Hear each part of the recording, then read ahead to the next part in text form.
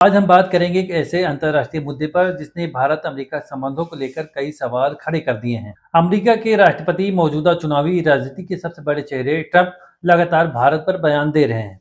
कभी टैरिफ पर हमला, कभी व्यापार घाटे पर टिप्पणी, कभी भारत की नीतियों को लेकर तीखे शब्द इस्तेमाल करते हैं।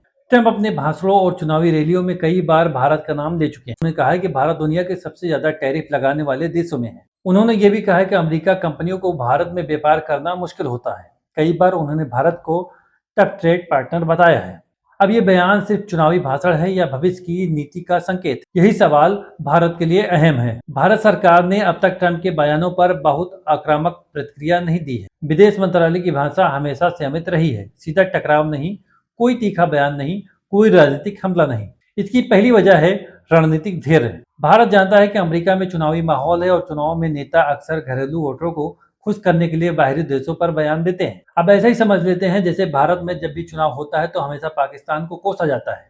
आप इससे मिला जुला कुछ समझ सकते हैं। इसका अंदाजा आप ये भी लगा सकते हैं कि जब अमेरिका में इलेक्शन है तो भारत को कोस रहे हैं, और इसके अलावा जब भारत में इलेक्शन होगा तो वो ट्रंप को कोसेंगे। हमेशा नेता जब इलेक्शन का टाइम आता है तो दूसरे देशों को अलग अलग मुद्दों को लगातार कोसते हैं ताकि अपने वोटर को खुश किया जा सके और उनसे वोट लिया जा सके।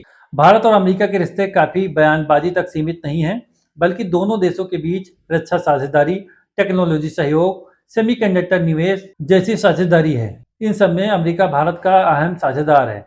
अगर भारत ट्रंप के हर बयान पर तीखी प्रतिक्रिया दे रहे हैं तो रिश्तों में अनावश्यक तनाव आ सकता है।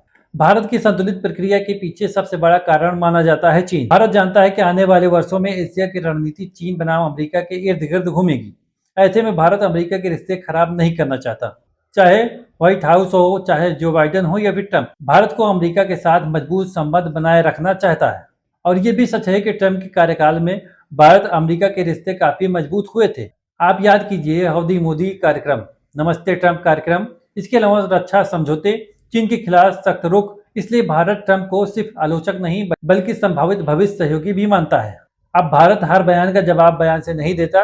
अब भारत की राजनीति है, सीमा पर जवाब अलग तरीके से, कूटनीति में जवाब अलग तरीके से, इसके अलावा व्यापार में जवाब अलग अलग तरीके से दिया जाता है। लोग कहते हैं कि भारत अमेरिका से डरता है, लेकिन ऐसा कहना गलत हो सकता है। ट्रंप इस बार अमेरिकी वोटरों को संदेश दे रहे हैं कि नौकरियां वापस लाएंगे, विदेशी देशों पर सख्ती करेंगे और अमेरिका की फर्स्ट नीति लागू करेंगे।